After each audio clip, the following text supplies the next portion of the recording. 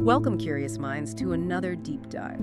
Today we're navigating a truly complex and frankly heartbreaking case, one that really captured national attention for years. We're talking about the disappearance of Susan Powell.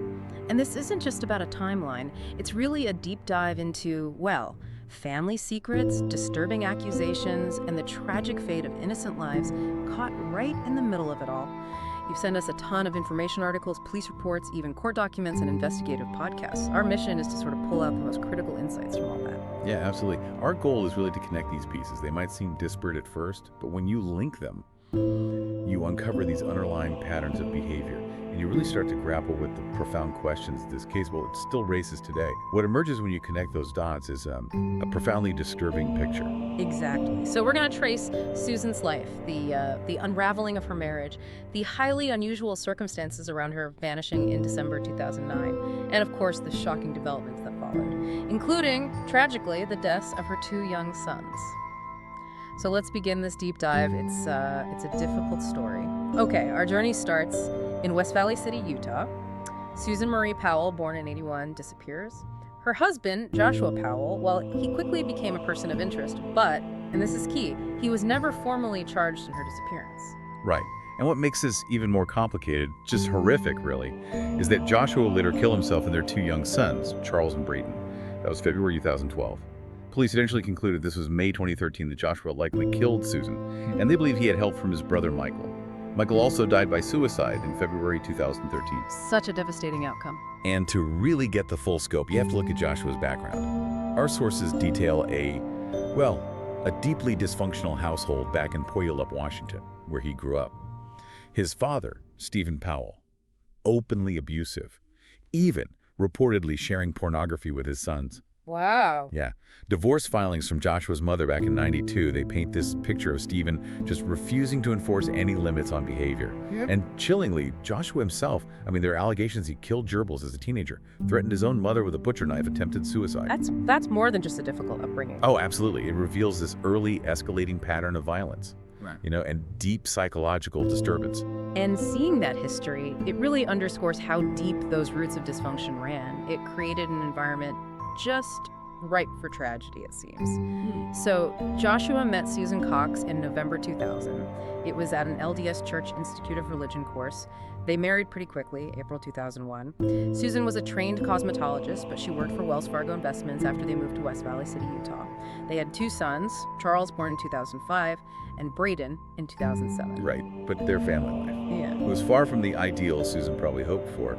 For a time, they actually lived with Stephen Powell, Joshua's father, back in South Hill, Washington. And the sources reveal something deeply unsettling here. Stephen developed this obsessive, predatory infatuation with Susan. Predatory is the right word. It really is. He followed her with a camcorder, spied on her in the bathroom with a mirror, stole her underwear, read her journals. He even posted love songs online under a fake name. Unbelievable. And in 2003, Stephen actually confessed his feelings to Susan. Mm-hmm. It was inadvertently caught on his own camcorder. She flatly rejected him. And that rejection led to the Powells moving out of state, trying to put distance between Susan and Stephen's, frankly, creepy behavior. That's just such a toxic environment. And the problems didn't stop there, did they? The marital discord continued. Susan's own journals and emails show this. Lots of tension over Joshua refusing to go to church and him staying in contact with Stephen even after everything his father did. Yeah, and friends describe Joshua as extremely controlling. He also had these extravagant spending habits. It led to him filing for bankruptcy in 2007, over $200,000 in debt. Wow. And this all builds to something truly chilling. Susan recorded a video, July 2008. She's surveying property damage she says Joshua caused. And she wrote a secret will. That's right. Stating, and this is the quote, "I want it documented that there is extreme turmoil in our marriage. And then, if I die, it may not be an accident, even if it looks like one." It's like a message in a bottle. Almost feels like a cry for help from beyond the grave, doesn't it? You really hit on something crucial there. The sources show she was actively trying to document her fears, almost leaving clues for investigators, even before she disappeared. It just highlights this deep level of fear she must have felt. And foresight, too, a desperate attempt to protect herself and her kids. So with all this tension building, we get to the day she vanished, December 6, 2009. Morning, Susan, Charles, and Braden went to church, normal Sunday. A neighbor visited that afternoon, left around 5 p.m., and that's the last time anyone outside the Powell household saw Susan. Right. Then the next morning, December 7th, relatives report the whole family missing. The kids weren't dropped off at daycare. Police break into the house, initially fearing carbon monoxide poisoning. But nobody's there. Nobody. What they do find immediately raises flags. 2 box fans blowing directly on a wet spot on the couch. A wet spot on the couch. Yeah. And Susan's purse, her wallet, her ID, all found in the house. But her cell phone, later found in the family minivan, the one Joshua had been using. Okay, so what do these initial details suggest? I mean, the fans. Well, the fans blowing on a wet spot strongly suggests an attempt to clean something up, right? Or dry something. Maybe a spill, or maybe blood. And her purse and ID being there, but her phone being with Joshua. That immediately cast doubt on an idiot. She just walked away. Makes sense. So Joshua returns home with the boys around 5 p.m. that day, December 7th. He's questioned right away. And his story is, well, highly suspect. He claims he left Susan sleeping around midnight, December 7th, and then took his very young sons, remember they're toddlers basically, Yeah, tiny. on a camping trip out to the Pony Express Trail in western Utah. In December. Police found 0 evidence of a campsite. And it just defies logic, taking little kids camping in blizzard conditions. Yeah, there's conditions. Hours before they're due at daycare, without telling his boss. He even claimed he thought it was Sunday. That alibi just, it falls apart instantly, doesn't it? Completely. And then it gets even weirder. After a second police interrogation, this is December 8th, Joshua rents a car at the airport. His whereabouts for about 18 hours, totally unknown. Vanished. Yeah. He eventually calls his mother from a new phone on December 9th. Claims he'd just been driving random laps around the city. Random laps for 18 hours. Right.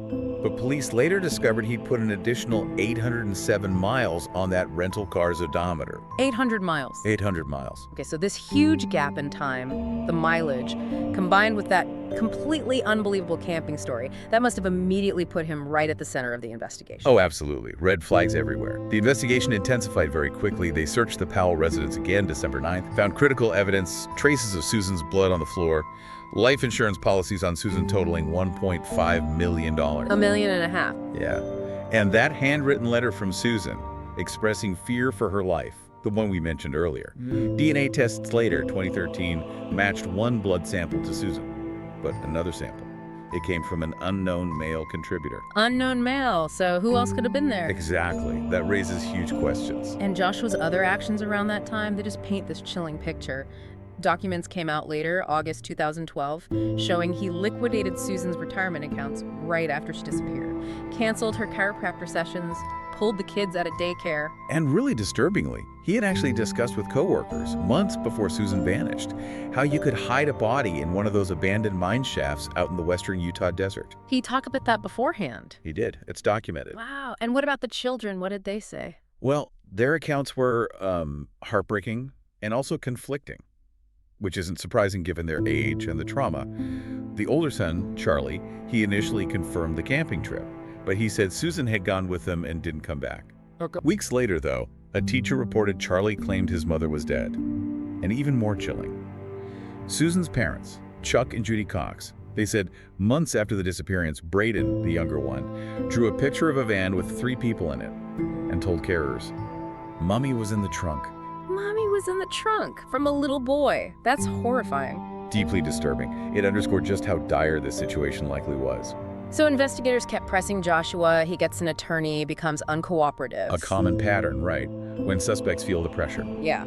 By December 24th, just a couple of weeks later, he's officially a person of interest.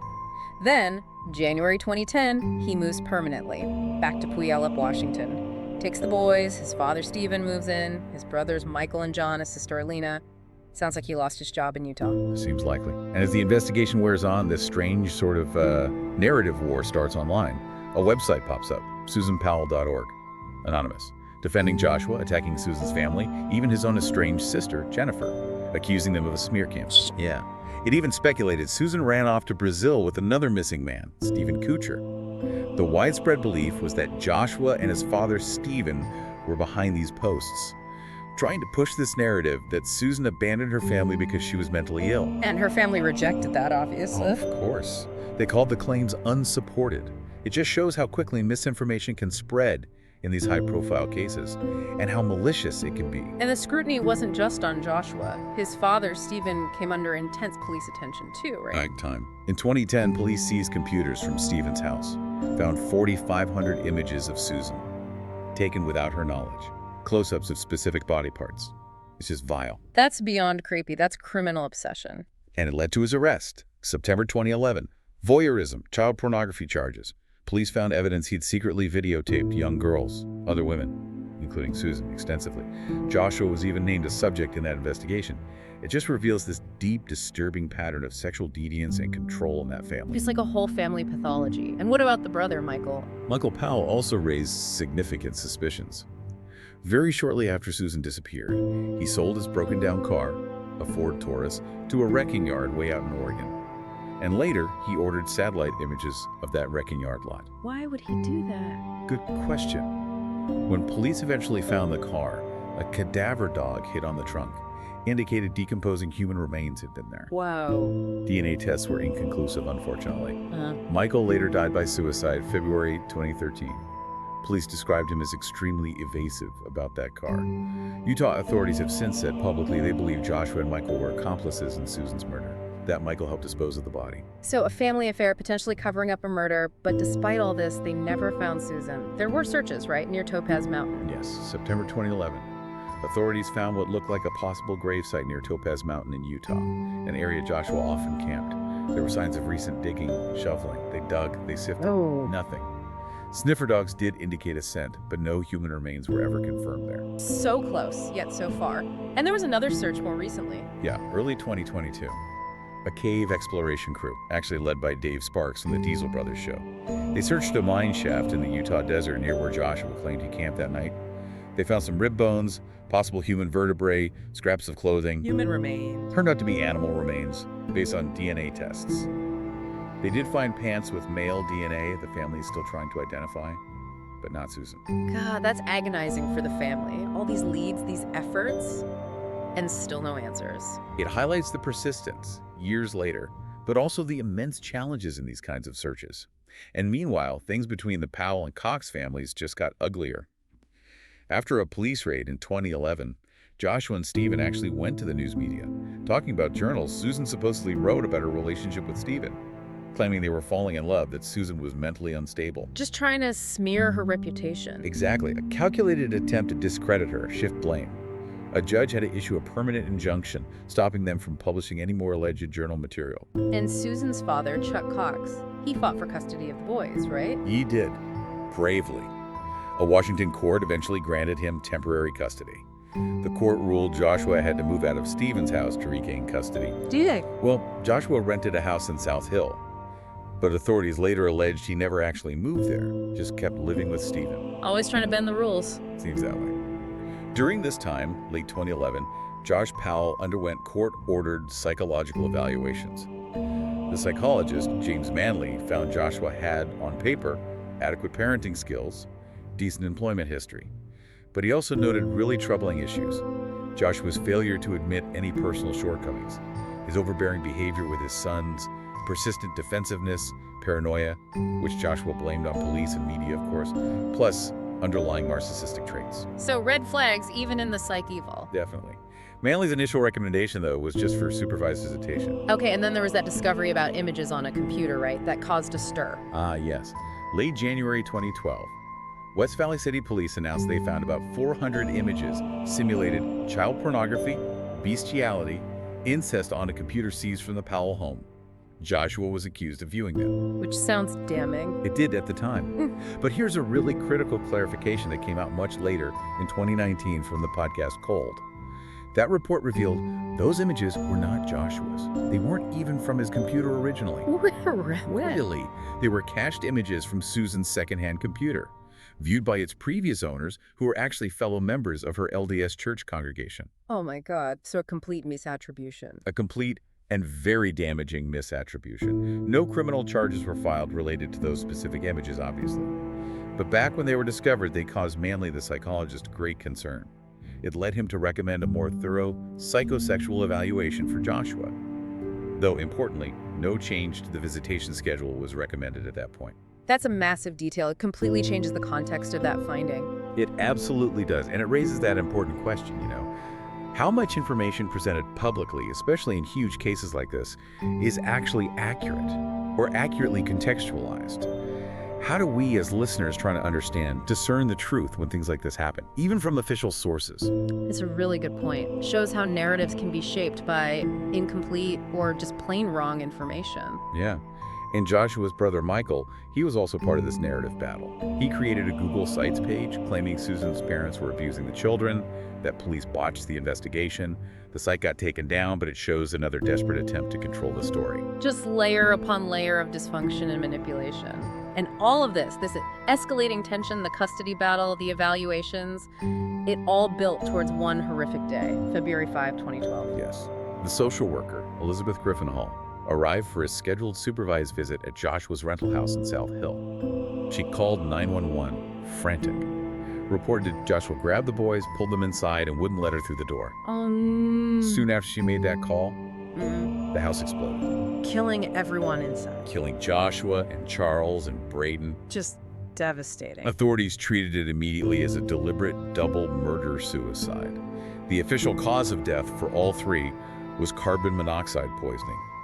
But the coroner also noted something brutal.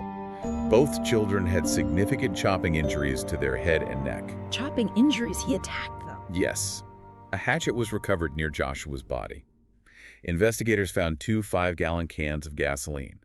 Evidence it was spread throughout the house deliberately. He planned it all. Absolutely premeditated. Minutes before the explosion, he'd emailed friends and relatives, saying goodbye, giving instructions on finding his money, shutting off utilities. He'd withdrawn $7,000 from his bank account, donated the children's toys and books the day before. Just methodical and monstrous. And he named his brother Michael as the main beneficiary of his life insurance. Of course he did. Charles and Braden, they're buried in Puyallup, Washington. There's a memorial for their mother there, too. Joshua's remains were cremated. Yeah. And in the aftermath, May 2013, West Valley City Police officially closed their active investigation into Susan's disappearance. They stated their belief. Joshua killed Susan, and Michael helps him hide her body. James Manley, the psychologist who evaluated Joshua, he later acknowledged he had suspicions about Joshua's involvement in Susan's disappearance. But he noted he hadn't put them in his report because, well, it was beyond the scope of the evaluation, and Joshua hadn't actually been charged with anything related to Susan. Which highlights the limits, maybe, of those kinds of assessments within the legal system. It certainly raises questions about that process. And Susan's family, especially her father, Chuck Cox, they never stopped fighting. Never. He won control of Susan's estate in March 2015. He had to fight Joshua's mother and sister, who actually wanted Susan declared legally dead so they could collect life insurance. Unbelievable. The Cox family also sued the state of Washington's Department of Social and Health Services, DSHS. They claimed the agency put Joshua's parental rights ahead of the safety of Charles and Braden, failed to protect them. And did that go anywhere? It did. In 2019, an appeals court allowed the question of DSHS's negligence to go to trial. And in 2020, a jury agreed. They ruled DSHS was negligent and awarded $98 million to the estates of Susan's sons. $98 million. That's a huge statement about the agency's failure. A massive verdict. The family also successfully pushed for state laws to restrict visitation rights for parents who are under investigation for murdering the other parent, a vital change, hopefully preventing future tragedies. Some measure of justice, at least, and maybe some systemic change. Hopefully. In this case, it's resonated so deeply in the media. Numerous podcasts, like Dave Cawley's Cold, which released a lot of previously unheard evidence.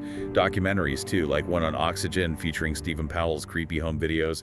The public interest just hasn't faded. Which makes sense. Susan Powell is still officially a missing person. But it's widely believed she was murdered by her husband, Joshua. So this deep dive into Susan Powell's disappearance, it's just such a powerful reminder, isn't it, how complex human behavior can be, and how the echoes, the insidious echoes, of a deeply dysfunctional family can have these devastating, far-reaching consequences. Yeah, and if you connect it to the bigger picture, you really see the immense challenges law enforcement faces trying to get clear answers in cases like this. You see the nuances and maybe the limitations of psychological assessments within that legal framework we talked about. And you see this enduring quest for truth and justice, even when the main suspects are, well, no longer alive to face it. So what does all this mean for you? listening right now. Maybe consider how a case like this one, with all its tangled layers, personal history, hidden motives, intense public speculation, how it really compels us to look beyond just the headlines, to examine the deeper human stories and maybe the systemic issues that are at play. It leaves us with, I think, a pretty provocative thought.